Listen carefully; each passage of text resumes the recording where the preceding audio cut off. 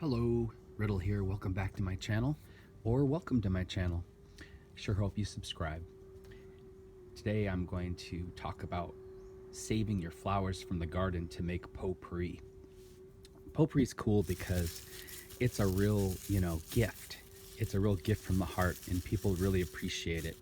And you don't have to just limit yourself to making potpourri in sachets, wrapping them up in netting or some kind of see-through light fabric. I find it's really fun after I dry my flower petals to add essential oils like lavender to it, and I will include them in a gift box or a gift bag, and it just makes the wrapping even more beautiful.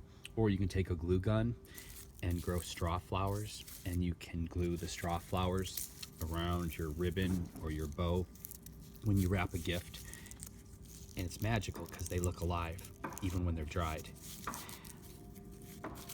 The thing is, when you're making potpourri, you have to kind of experiment to see what holds its color and what doesn't. And it's kind of best to pick things before they're all the way dried. And of course, if you pick something and it doesn't hold its color, then it's not going to look very nice in potpourri.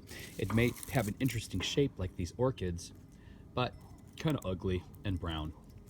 Straw flowers are super easy to grow, by the way, and they grow tall and they don't need a lot of water, and they're just neat, and they come in a lot of different colors. I don't have all those colors, but I will eventually.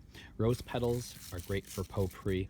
The thing you want to be careful with is you don't want to put your flower petals in the sun to dry because the sun will steal their color. You can put them in your car and then cover them with something that they're not, that they can breathe, but that the sun is, they're not going to exposure to the rays of the sun. The garage, if your garage gets hot or you have an attic that gets hot, that's a great place to dry them. Or if you have a dehydrator, that's the best case scenario, because you really want to make sure that you dry everything thoroughly before you place it in a Ziploc bag.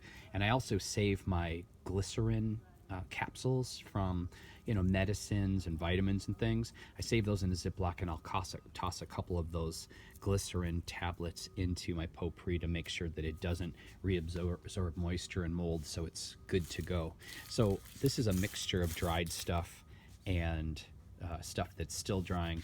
I have my cactus, my apathetic cactus, which were crazy beautiful. They're really holding the color nicely.